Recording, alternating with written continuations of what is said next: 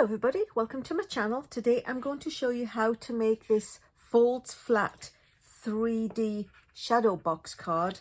It goes flat to fit in the envelope, which is what we always like to happen, but then it pops up to be a shadow box and will sit on the recipient's shelf or mantelpiece or wherever they like to display their masterpieces you've sent them.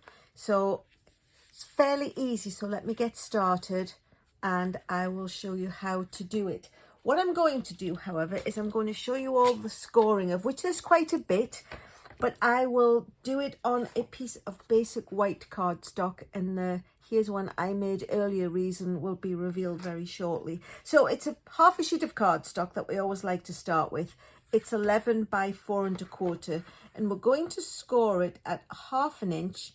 And you know the Stampin' Up! Paper trimmer has this lovely side to it. So we'll score it at 1/2 inch and also at 1 inch on this side, because the trimmer can support more of the paper on this side. And then we'll turn it over. So we've got the 1/2 and the 1 inch. And then we're going to move it to 4 1/2 inches. So line it up at 4 1/2 on the paper cutter. And at 5.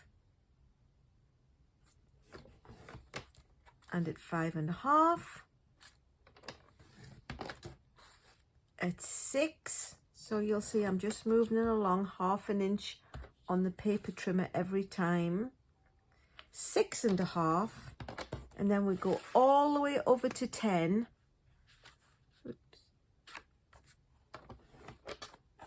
And then 10 1/2. And then of course that leaves a little 1/2 inch on the other side. So there are a lot of 1/2 inches. It's not complicated. It's just, you know, move it along 1/2 inch and score. I will of course put a little template on my blog, and you should be able to follow that. So this is what you get. So we're going to fold the pieces backwards and forwards. Just quickly concertina them. And you know, when we've done this in the past, you suddenly realize the way you folded it was the opposite way to how it wanted to be. So sometimes you just have to go back on yourself. So this is how it's going to go together. So you can see how the shape is coming to be. And there are 2 open spaces on the front and the back. So here's the reveal as to why I did here's one I made earlier. So the rest of the ingredients, you need a piece of designer series paper, which is 3 3/8 by 4 1/4. And then you lay it down onto one of the wide parts. And I'm using one of the deckled circle dies. It's actually, from the middle, it's the 5th one out, but you can do any shape you want. You could do a label shape, you could cut a square, as long as you've got a hole. And what I did was I already ran it through the die cutting machine, and I went through both pieces at once. So I laid it carefully on there without doing any of the folding first.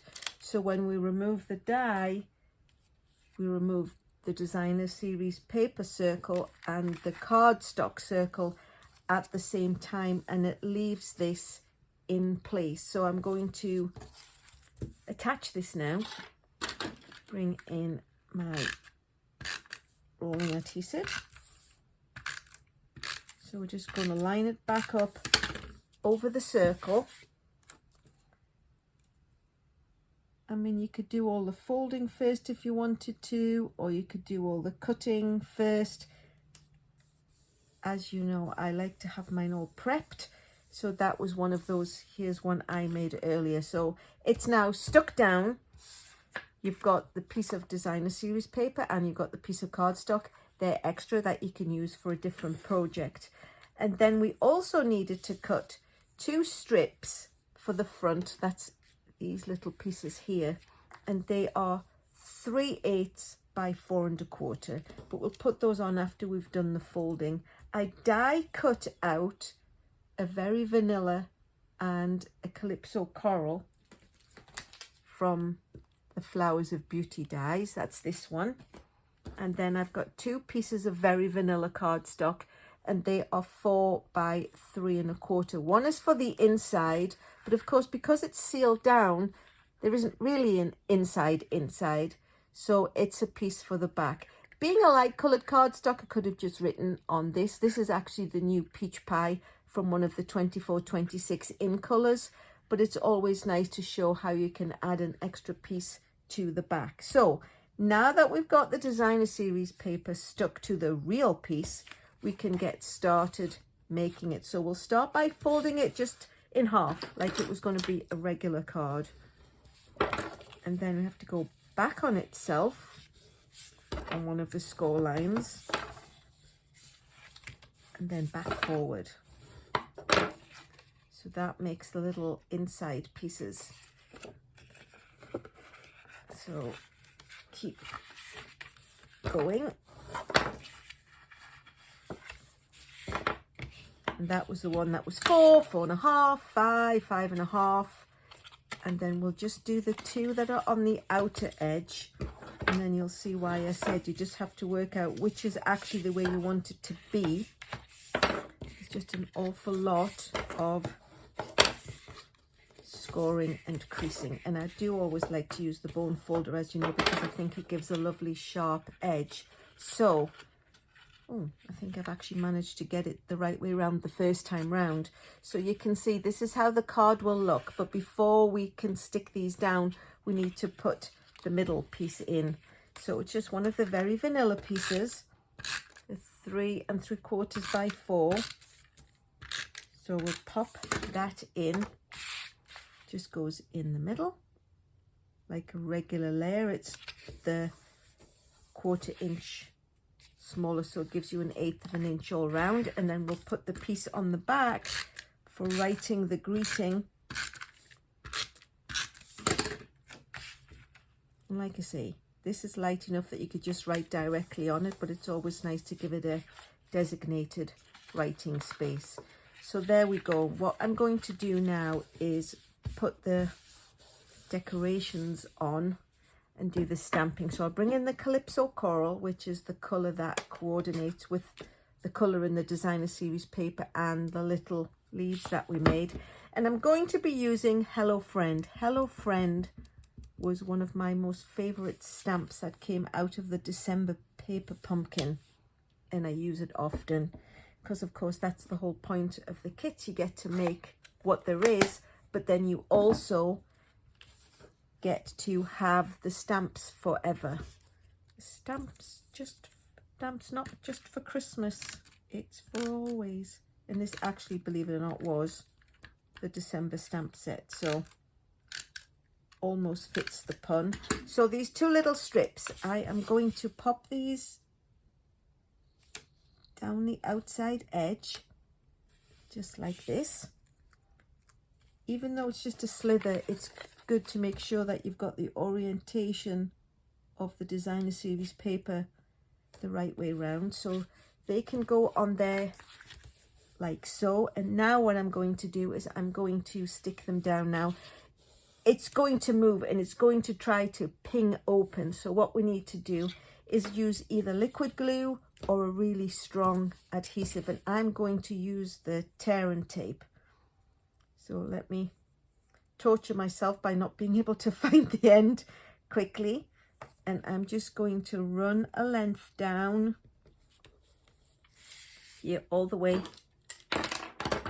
and bring in my snips and cut that off. So now we can close the card down on itself, and that's going to give that a really nice firm close. And then we're going to do the same on the other side. However, the tear and tape is a little thin, it's a tad skinny. So what I'm going to do is I'm going to put it on the inner edge because that's where it needs to be held the tightest. And then I'm just going to use regular rolling adhesive, come up the outside edge, because it will hold it in place because it's so firmly held by the tear and tape. So make sure you've got it nice and flatly closed, and then it will make the nice shadow box. So we can give it a good scrunch, and then all we need to do is stick the decorations on. So I'm going to bring in my silicone pad because I want to use the liquid glue for this one because it just gives finer dots. But bear in mind, if you use this as a pattern, you have to remember not to put glue where it's not supported by the cardstock behind it. So it really just needs to go down the middle area. So I'm just going to put some little dots of glue here and there in the areas that I feel it will be supported.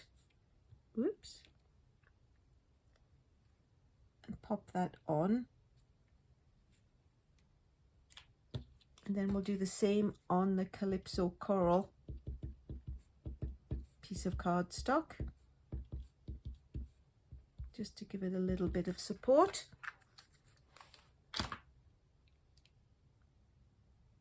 And stick that over so we get sort of like a double version of itself.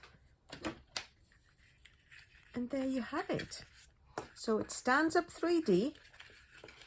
Just perhaps need to give those a bit of a press so they do 3Ds. This hangs off and it's not stuck down. It's got the lovely message on the inside, and the most important part is it folds flat to go inside the envelope. So there you have it, two the same. If you like what you've seen, please consider subscribing. Give me a thumbs up, they always go down well. If you've got a question or you want to pass a comment, please put those in the description box below. As usual, all the directions and dimensions will be on my blog.